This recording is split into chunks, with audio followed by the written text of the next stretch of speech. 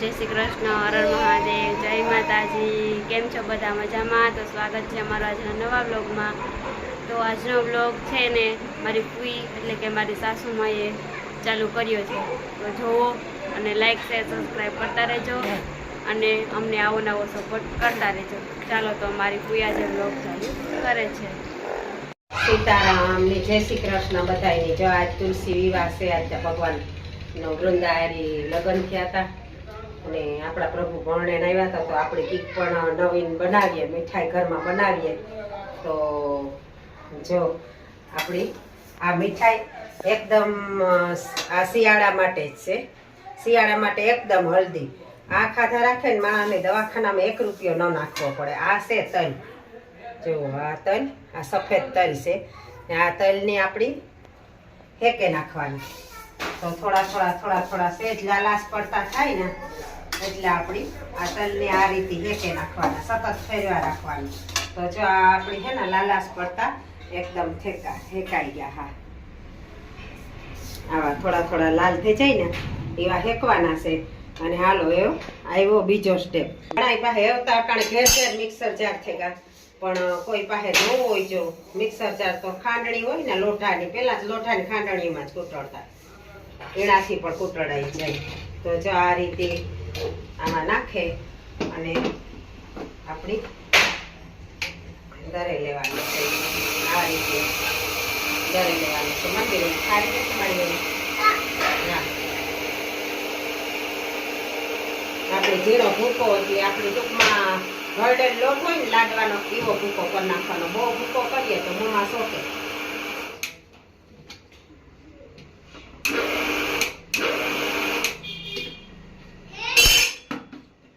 આવો ભૂકો, આવો કરકરનો ભૂકો કરી નાખવાનો। એક વાર ફેંકો પછી બીજો વૈદ્યો પાછો કરી નાખીએ। તો આ બીજો સ્ટેપ છે, તલની હેકે લેવાના, હેકે ને પછી ઠારવાના, ઘડીક ઠારે ને ઠાર્યા પછી મિક્સરમાં નાખવાના, નકર આમાં હવા આવે એટલે આ ઢાંકણું ઉસકે ઓછું। આગળનો સ્ટેપ આ જો એક હેરેક છે આપણી તલ, તો એમાં આપણે આ 300 ગ્રામ જેટલો ગળ નાખ્યો, ગળ અને ઘી। આ ગોળ ઘીનો પાક મેળવાનો છે, પાક મેળવાનો છે પણ એકદમ ને આવવા દેવાનો। જો એકદમ આવે જાય તો એકદમ કડક થઈ જાય, એટલે આપણી માપી રાખવાનો છે। ખાલી ગોળને એકદમ ગરમ કરે ને જરા એમાં બબુલ ફૂટવા માંડે એટલે આપણી એમાં આ તલ નાખી દેવાના છે। આ કડી હું તમને કામ તો આ જુઓ, આ એવા આગળનું આપણી જો આ શેરી કોરા આવા બબુલ્સ જેવા આવા થવા માંડ્યા। જો આવા થવા માંડ્યા ને તો એ આપણે એકદમ પાયો ને જ લેવાનો આણો, કે આપણે ઘઉંના લોટનો જે પાકીઓ કરીએ ને એવો પાક ને આવવા દેવાનો આમાં, નકર આપણો લાડવો તૂટે નહીં ને પોસો ન થાય। એટલે આપણા ઘરમાં બુજુર્ગ કોઈ હોય ને તોય પણ ખાઈ શકે એટલે પોસો રહ્યા ને ઓલો આપણે એકદમ સોળવીએ જો ઘર તો પછી કઠણ થઈ જાય, તો ડોહા માણસને ખાવો અઘરો લાગે। તો આ રેસીપી એકદમ બધાય માટે હલ્દી છે, બાળકોથી લે બાળકો, યુવાન, બુજુર્ગ બધાય પણ આ ખાઈ શકે અને મહેમાન ગતિ પર આપણે કરવી હોય તો કરી શકીએ। આ ભૂકો નાખી દીધો અને પછી ભેરવે નાખવાનો, ગેસ હાવ એકદમ સ્લો કરી નાખવાનો અથવા ઠારે નાખવાનો। ઠારે નાખો તો હાલે, ઠીક છે, નકર પાયો આવે જાય। આ મિક્સ થઈ ગયું, આ એકદમ મિક્સ થઈ ગયું અને થોડુંક માથેથી ઘી નાખી દેવાનું। તો ઘી અને ગોળ આ જ રીતે પાછો તમે આમાં માંડવીના બી હેકેન પણ થોડાક ભેરવે હગો, માંડવીના બીનો અને આ તલનો બેયનો મિક્સમાં પણ કરે હગો ને ઢેફલી અથવા લાડવા તમારે પછી આનું જી કરવું હોય કરે હગો। આને એવું આમાંથી જુઓ લાડવા કરે જાય અને ત્રાહમાં કે આમાં ઠારે મેલો થારીમાં તો ઢેફલી પણ પડે જાય। તો જો આવું છે, તમે પણ જરૂર ટ્રાય કરજો। આગળની રેસીપી બતાવી નારિયેળમાંથી તેલ કી કાઢવું ઘેર, તો એ પણ આપણી કાયમ આવે એવા છે। બેનો દીકરીઓ આ તમે શીખજો, આપણી કોકની પણ કાયમ આવે।